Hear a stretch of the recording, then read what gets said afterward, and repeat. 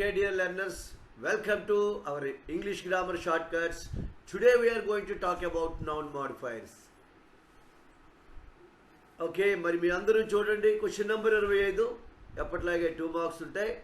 మరి noun మాడిఫైర్స్ని short కట్లో మీరు ఎలా చేయాలో ఈ వీడియోలో చూసి మీరు నేర్చుకుంటారని ఆశిస్తూ ఇట్లు మీ సతీష్ మాస్టర్.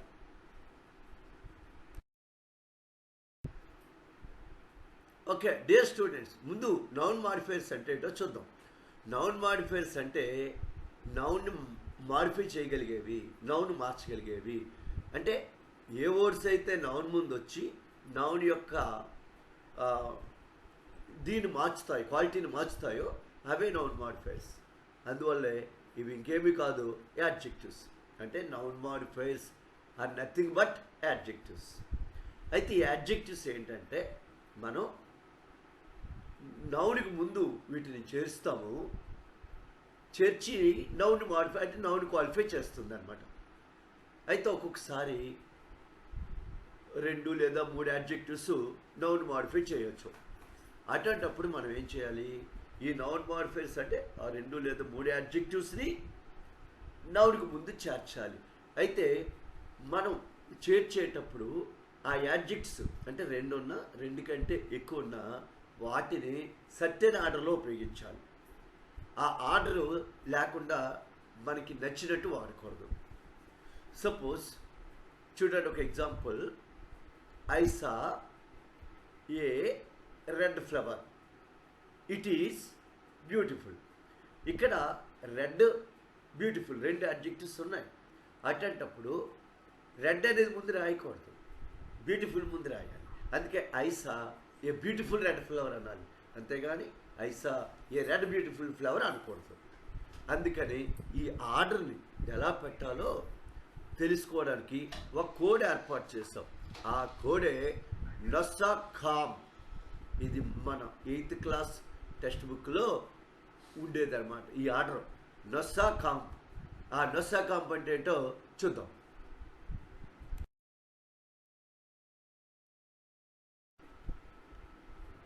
చూడండి, ఆ నొస్సా కాంప్ అంటే ఫస్ట్ నెంబర్ ఎన్. నొస్సా కదా, NOSSA కదా. ఎన్ అంటే నెంబరు, అంటే 1 2 3 4 ఇవి నెంబర్స్. ఇవి ఉదాహరణకి I have what 1 pen, 2 pens, 3 pens. అక్కడ 2 3 4 ఇవన్నీ కూడా నెంబరు, యాడ్జెక్టివ్స్ అవుతాయి. అంటే నెంబర్ ఉంటే ముందు పెట్టాలి. రెండోది ఒపీనియన్. అంటే ఒపీనియన్ అంటే ఏంటి? దీన్నే యాడ్జెక్ట్ ఆఫ్ క్వాలిటీ అంటారు. అంటే ఇది బాగుంది, ఇది బాగోలేదు, లేకపోతే ఇది చాలా అందంగా ఉంది, ఇది అందంగా లేదు, ఇది ఖరీదైంది, ఇది ఖరీదు తక్కువైంది. ఇవన్నీ ఒపీనియన్ అనమాట. అయితే ఒపీనియన్ వ్యక్తికి వ్యక్తి చేంజ్ అవుతుంటుంది. అందుకే నేను ఒక వ్యక్తిని గుడ్ బాయ్ అంటే నీకు అతని మీద గుడ్ కనిపించలేకపోవచ్చు, నువ్వు బ్యాడ్ బాయ్ అంటే అది ఒపీనియన్ కింద వస్తుంది. Good, bad, kind, beautiful, expensive, nice ఇవన్నీ ఒపీనియన్ తెలిపే యాడ్జెక్టివ్స్. తర్వాత సైజుకి వచ్చినప్పుడు ఇది పెద్దది, ఇది చిన్నది, ఇది పొడుగ్గా ఉంది, పొట్టిగా ఉంది, ఇవి size. Big, small, huge, tall, short. అలాగే షేప్, ఓవల్ షేప్లో ఉంది, సర్క్యులర్ షేప్లో ఉంది, రౌండ్ షేప్లో ఉంది. ఇట్లా షేప్ చెప్పేవి కూడా యాడ్జెక్టివ్స్ అవుతాయి. అలాగే ఏజ్ అంటే మనుషులు అనుకోండి, young age, old age, middle age. వస్తువులకి ఏజ్ ఎలా చెప్తాం? కొత్తది, పాతది. అంటే న్యూ, ఓల్డ్, ఇలా ఇవి ఏజ్ కిందకి వస్తాయి అన్నమాట. కలర్ అంటే వస్తువు యొక్క colour, black, white, red, green ఇవన్నీ కూడా కలర్స్ ఇండికేట్ చేస్తాయి. ఆరిజిన్ అంటే ఇప్పుడు చూడండి, ఇండియన్ అంటే ఆ ప్రాంతం నుంచి పుట్టి. ఆరిజిన్ అంటే అక్కడ నేషనాలిటీ అని అర్థం, గుర్తుపెట్టుకోండి. నేషనాలిటీ, ఆరిజిన్ అన్నా నేషనాలిటీ అన్నా ఒకటే. అంటే అది ఏ ప్రాంతం నుంచి వచ్చింది, ఏ ప్రాంతం నుంచి ఉద్భవించింది అని అది ఆరిజిన్ కిందకి వెళ్తుంది. అందుకే ఇండియన్, చైనీస్, ఆఫ్రికన్, అమెరికన్ ఇవన్నీ ఆరిజిన్ కింద పెట్టాం. మెటీరియల్ అంటే ఏ మెటీరియల్తో చేయబడింది? గోల్డ్, సిల్వరు, బ్రాంజు, కాపరు ఇవి మెటీరియల్ కిందకి వెళ్తాయండి. అలాగే పర్పస్ అంటే ఈ పర్పస్ అని చెప్పేవి సాధారణ యాడ్జెక్ట్స్ ప్రెజెంట్ పార్టిసిపుల్, పాస్ట్ పార్టిసిపుల్ ఉంటాయన్నమాట. పర్పస్ చెప్పేవి. అందుకే వాటికి ఉదాహరణ మనం తీసుకుంటే వాకింగ్, బ్రోకెన్, ఇట్లాగా మనకి పర్పస్ని ఇండికేట్ చేస్తాయన్నమాట. కాబట్టి ఈ అంటే మనకు యాడ్జెక్టివ్స్ ఉన్నప్పుడు ఈ క్రమంలో వాటిని మార్చవలసి ఉంటుంది. ఇది జాగ్రత్తగా ఫాలో అవ్వండి. ఇక్కడ చూడండి, ఉదాహరణకు I saw an African beautiful black young woman. ఇక్కడ చూడండి, ఇక్కడ ఉమెన్ అనేది మనకు నౌన్ అనమాట. ఇక్కడ యాన్ అనేది డిటర్మైనర్, అంటే ఆర్టికల్స్. సాధారణంగా ఆర్టికల్స్ యూజ్ చేస్తాం, ఏ యాన్ది. అంటే ఇక్కడ ఏమవుతుంది, ఆర్టికల్కి నౌన్కి మధ్యలో ఉన్నవన్నీ అడ్జెక్టివ్సే. అంటే African adjective, beautiful adjective, black adjective, young adjective. అయితే ఇది ఎందుకు రాంగ్ అండి అంటే ఇక్కడ ఆఫ్రికన్ అనేది మనకి దేనికి వెళ్తా తెలుసు, నేషనాలిటీ. బ్యూటిఫుల్ అనేది ఒపీనియన్, బ్లాక్ అనేది కలర్, యంగ్ అనేది ఏజ్. ఇక్కడ 4 అడ్జెక్టివ్స్ ఉన్నాయి కానీ ఆర్డర్లో లేవు, అందుకే అది రాంగ్ అనమాట. ఇది ఆర్డర్లో పెడితే ముందు ఒపీనియన్ రాయాలి, నస్సాస్ కాంప్ నెంబర్ లేదు ఇక్కడ. ఓ ఒపీనియన్ ఉంది కాబట్టి బ్యూటిఫుల్ రాయాలి.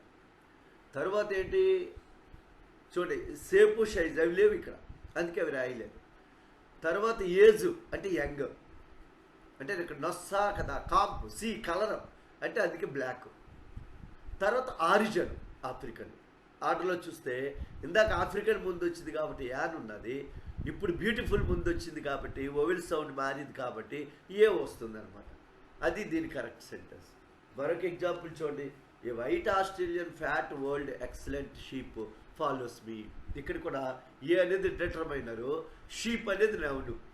ఈ డిటర్మైనర్కి నౌన్కి మధ్యలో ఉన్నవన్నీ అడ్జెక్టివ్స్. వైట్ అంటే ఇది కలర్ ఇండికేట్ చేస్తుంది, ఆస్ట్రేలియన్ ఇది ఆరిజిన్ ఇండికేట్ చేస్తుంది, ఫ్యాట్ ఇది సైజుని ఇండికేట్ చేస్తుంది, ఓల్డ్ ఇది ఏజ్ని ఇండికేట్ చేస్తుంది, ఎక్సలెంట్ ఇది ఒపీనియన్ ఇండికేట్ చేస్తుంది, క్వాలిటీని ఇండికేట్ చేస్తుంది. అందుకనే ఇది రాంగ్ అనమాట, ఎందుకంటే ఆర్డర్ లేవు సరిగా. అందుకే ఇప్పుడు దీన్ని ఎట్లాగా రాసాము చూడండి, ఫస్ట్ ఒపీనియన్ రాయాలి కదా, ఎక్సలెంట్ రాయాలి. తర్వాత మనకి ఇచ్చినట్లు సైజు కాబట్టి ఫ్యాట్ రాసాం. తర్వాత ఏజ్ రాయాలి, ఎందుకంటే నొస్సా సైజు ఏజ్ కాబట్టి ఏజ్ రాయాలి. లాస్ట్లో మనం దీని యొక్క ఆరిజిన్ రాయాలి. కాబట్టి ఈ ఆర్డర్లో మార్చాం. మరి ఇంకెందుకు లేటు, 10th క్లాస్ పబ్లిక్ ఎగ్జామ్లో వీటిని ఎట్లా చెయ్యాలి, ఎలా ఇస్తాడు, ఎలా చెయ్యాలి, వీటిని రెడీ చేద్దాము. ఓకే డియర్ ఫ్రెండ్స్,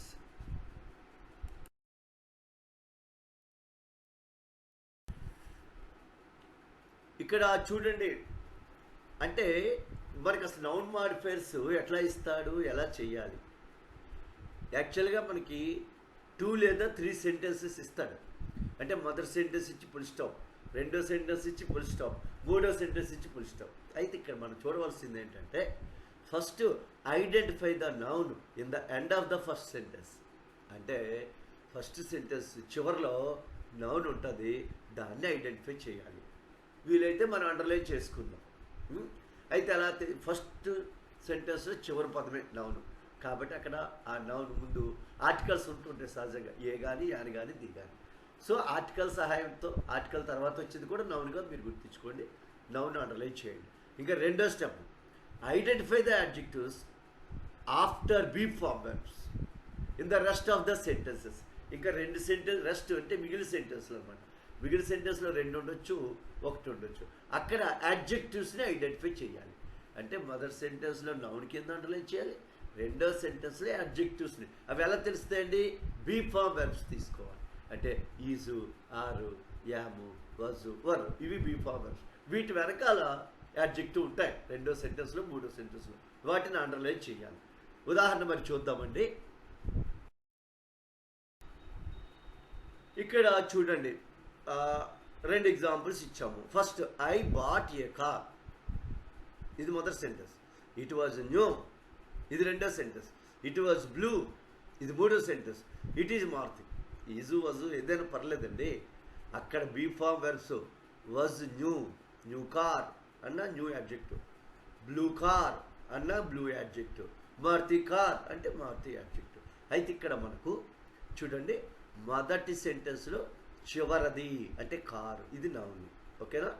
రెండో సెంటెన్స్లో బీ ఫార్మ్ వెర్బ్ అంటే వాజ్ తర్వాత న్యూ ఉంది, వాజ్ తర్వాత బ్లూ ఉంది, ఈజ్ తర్వాత మారుతుంది. ఈ మూడింటిని మనం కారు ముందుకు తేవాలి. అంటే new car, blue car, Maruti car. అందుకని ఇక్కడ ఏం చేయాలి? అయితే ఇటు మన ఇష్టం వచ్చినట్టు రాయకూడదు కదా. ఫస్ట్ నొస్సా కామ్ ప్రకారం రాయాలి. నొస్సా కామ్ ప్రకారం ఫస్ట్ నెంబరు ఇక్కడ లేవు. తర్వాత ఒపీనియన్ ఇక్కడ ఎక్సలెంట్, గుడ్, బ్యాడ్ ఇలాంటివి లేవు. నెక్స్ట్ సేపు సైజు లేవు. తర్వాత ఏజ్ అంటే న్యూ, అదే న్యూ ముందే ఉంది కానీ న్యూ రాస్తాం. తర్వాత కలర్ బ్లూ. ఆ తర్వాత ఆరిజిన్గా మారుతి కంపెనీ, అది మనకి అంటే న్యూ బ్లూ మారుతి కార్. ఇది ఆర్డర్. మధ్యలో ఎండ వాడకూడదండి, ఇది మీరు గమనించాలి. తర్వాత I saw a lady, she's an old lady, she's beautiful. అంటే ఇక్కడ లేడీయే మొదటి సెంటెన్స్ చివరిలో లేడీ ఉంది, రెండో సెంటెన్స్ చివరిలో an old lady, an old lady అక్కడ ఓల్డ్ ఉంది, మూడో సెంటెన్స్ చివరిలో బ్యూటిఫుల్. అంటే ఇక్కడ చివరిలో అంటే బీ ఫామ్ వెళ్తారు. ఇక్కడ ఓల్డ్ ఉంది, అక్కడ బ్యూటిఫుల్ ఉంది. ఓల్డ్ అనేది దేశ కిందకి వెళ్తుంది, బ్యూటిఫుల్ అనేది ఏమో ఇది ఒపీనియన్ కిందకి వెళ్తుంది. ఇంకో సెంటెన్స్ షీజ్ వైట్, వైట్ కలర్లో ఉంది, ఇది కలర్లోకి వెళ్తుంది. అందుకని ఇప్పుడు లేడీ ఎలా ఉంది? ఓల్డ్. లేడీ ఎలా ఉంది? బ్యూటిఫుల్. లేడీ ఎలా ఉంది? వైట్. ఈ ఓల్డ్, బ్యూటిఫుల్, వైట్ ఇవన్నీ లేడీ ముందు రావాలి. అయితే వీటికి ఆర్డర్ రావాలి కదా. ఫస్ట్ ఓల్డ్ అనేది ఏజ్ కిందకి వస్తుంది కాబట్టి దాన్ని వెనక్కి పెడతాం. బ్యూటిఫుల్ ఒపీనియన్ కిందకి వస్తుంది, ముందు పెడతాం.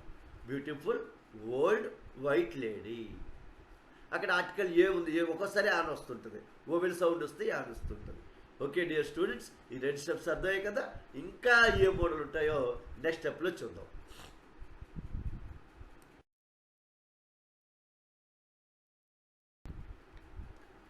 ఇంకా చూడండి, ఒకవేళ ఇంకేమైనా డెప్త్ మోడల్స్ ఇస్తే ఎట్లా ఉంటాయి.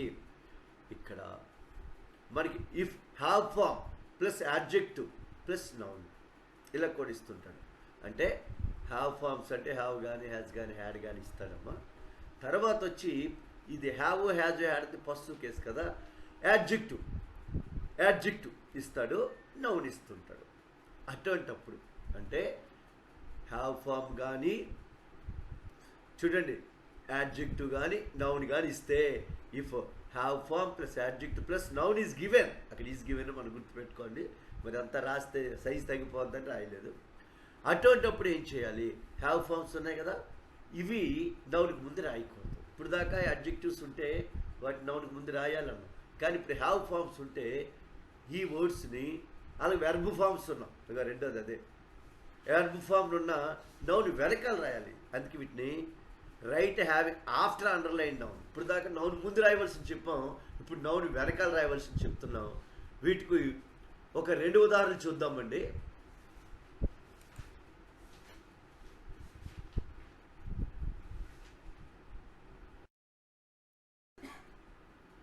చూడండి, ఇక్కడ హీ సా ఏ ట్రీ, ఇది మొదటి sentence. It is tall and has broad leaves. అయితే ఇంతకుముందు సెంటెన్స్కి వీటికి తేడా ఉంది కదా. ఇంతకుముందు అయితే ఈజ్ టాల్, ఆ తర్వాత ఏమో ఇంకొక సెంటెన్స్లో ఈజో వాజ్ ఇచ్చి అక్కడ ఒక యాడ్జెక్ట్ ఇచ్చి, ఇప్పుడు అట్లా కాదు. ఒక యాడ్జెక్ట్ ఇస్తూ హ్యాజ్ ఇచ్చాడు, హెచ్ఏఎస్, హ్యాజ్, హ్యాడ్, ఇట్లా ఏ విధంగా ఇవ్వచ్చమ్మా. చూడండి, 3 సెంటెన్స్లో హ్యాజ్ ఉన్నది. ఈ మోడలు మొన్న పబ్లిక్లో ఇచ్చాడు, మరి దీన్ని అట్లాగా చేయాలి. అటువంటిప్పుడు యాడ్జెక్ట్ అయితే ఒకటే ఉంది, టాలు. ఆ టాల్ ఒకటే ఉన్నప్పుడు ఆర్డర్ అవసరం లేదు కదా. ట్రీ ముందు టాల్ వచ్చేస్తుంది. అంటే బీ ఫామ్ వెర్బ్ తర్వాత ఉన్న యాడ్జెక్టివ్ని నౌన్కి ముందు పెట్టేసాం. ఇప్పుడు హ్యాజ్ ఉన్నది చూడండి, ఎండ తీస్తాము. ఎండ అనేది సరిగ్గా వాడకూడదు. అప్పుడు ఎండ తీసేసి హ్యాజ్ని హ్యావింగ్గా నౌన్ తర్వాత రాయాలి. నౌన్ తర్వాత చూడండి, ఇక్కడ ట్రీ తర్వాత రాయాలి. అంటే హ్యాజ్ కానీ ఉంటే, అలాగే వెర్బ్ కానీ ఉంటే అది మనం నౌన్ తర్వాత రాయాలి. అందుకే హ్యాజ్ అని హ్యావింగ్గా రాయాలి. ఆ తర్వాత బ్రాడ్ లీవ్స్ ఎలాగ ఉందో అలా రాస్తాం. లేదు ఇంకోలా హ్యావింగ్ అంటే పొసెసర్ కలిగి ఉండడం కదా, అందువల్ల విత్ బ్రాడ్ లీవ్స్ అంటే అక్కడ హ్యావింగ్ తీసేసి అంటే he saw a tall tree with broad leaves. అంటే ఇక్కడ హ్యావింగ్ అన్న విత్ అన్న ఒకటే, అంటే విత్ కూడా పెట్టి రాయొచ్చు. లేదు హ్యాజ్ అని హ్యావింగ్ కింద రాసేసుకోవచ్చు. మరొక ఎగ్జాంపుల్ చూడండి, she met a scientist, he famous and has ground breaking inventions. అతని గురించి సైంటిస్ట్, ఫేమస్ సైంటిస్ట్ అతను. అతనికి కలిగి ఉన్నాడు, హ్యావ్ అంటే కలిగి ఉన్నాడు కదా, పస్సు. హ్యాస్ గ్రౌండ్ బ్రేకింగ్ ఇన్వెన్షన్స్ కలిగి ఉన్నాడు. ఇక్కడ కూడా హ్యాజ్ ఇచ్చాడు. ముందు ఫేమస్ అనేది is verb, be form verb తర్వాత ఉంది కదా, అది ముందుకు తీసుకొచ్చేస్తాం. అందుకే he met a famous scientist. అక్కడ హ్యాజ్ ఉంది కదా, ఎంత తీస్తాం, హ్యాజ్ బదులు హ్యావింగ్ పెట్టేస్తాం. గ్రౌండ్ బ్రేకింగ్ ఇన్వెన్షన్స్ అంటే ఇట్లాగా హ్యాజ్ కానీ బీ ఫామ్ వెర్బులు ఉంటే ఆ బీ ఫామ్ వెర్బ్ తర్వాత ఆర్డర్ ఆఫ్ యాడ్జెక్టివ్లో పెట్టేస్తాం. ఒకవేళ ఇట్లాగా హ్యాజ్ ఉంటే హ్యావింగ్ పెట్టు. ఇది చూసుకోండి. The artist painted a picture, it is mesmerising and has vibrant colour. ఇది కూడా అంతే, mesmerising adjective be form verb తర్వాత ఉంది కదా, ఆ పిక్చర్ ముందు వచ్చేసింది మెస్మరైజింగ్ పిక్చర్. అక్కడ అంటే హ్యాజ్ ఉంది, హ్యావింగ్ పెట్టేస్తాం. Have vibrant colours. ఒకవేళ హ్యావింగ్ పెట్టకపోతే విత్ పెట్టుకోవచ్చు, ఎందుకంటే హ్యావింగ్ అన్న విత్ అన్న పొసెషన్ తెలియజేస్తాయి. ఓకేనండి, మరి కొద్ది ఎగ్జాంపుల్ చూద్దాం.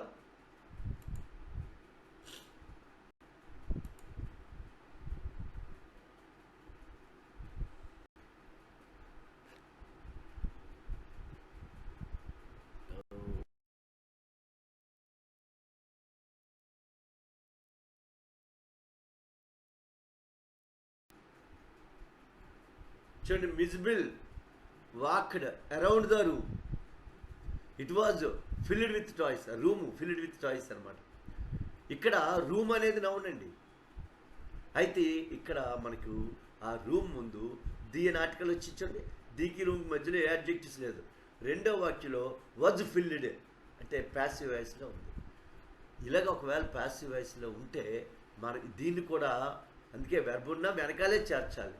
అందుకనే మదర్ సెంటెన్స్ రాసేస్తాం, ఇట్ వాజ్ తీసేస్తాం.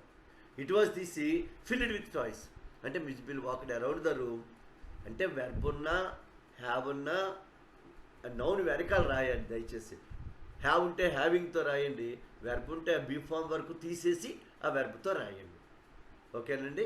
మరొక example, the otter explored the flat, it was spacious and bright. ఇక్కడ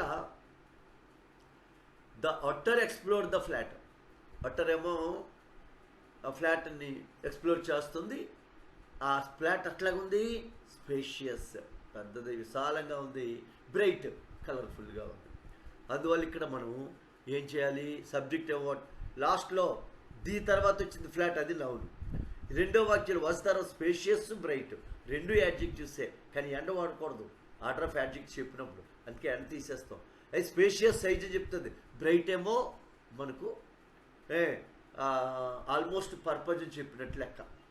అందుకే స్పేషియస్ సైజు ముందు రాస్తాం, ఆ బ్రైట్ అనేది వెనక్కి రాస్తాం. కాబట్టి స్పేషియస్ బ్రైట్ ఫ్లాట్ అంటే ఆ మధ్యలో ఎండ తీస్తాం. అలాగే Mijbil became a companion, he was loyal and playful. ఇక్కడ చూడండి మదర్ సెంటెన్స్లో ఏముంది, ఏ తర్వాత కంపెనియన్ వచ్చింది నౌను. ఈ నౌన్కి ముందు రెండో వాక్యం వాజ్ తర్వాత ఏముంది, లోయల్ ప్లేఫుల్. ఈ రెండింటిని ముందుకు రావాలి. A playful loyal complaint. Almost playful loyal రెండు ఒపీనియన్ కిందకే వస్తాయి. ఈ రెంట్లో ఎంత రాసినా పర్లేదు. ఇది 9th సెంటెన్స్ అండి. ఇంకా 9th స్లైడు.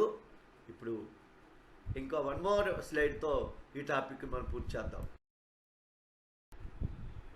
ఇక చూడండి, I saw A building, it was tall and beautiful.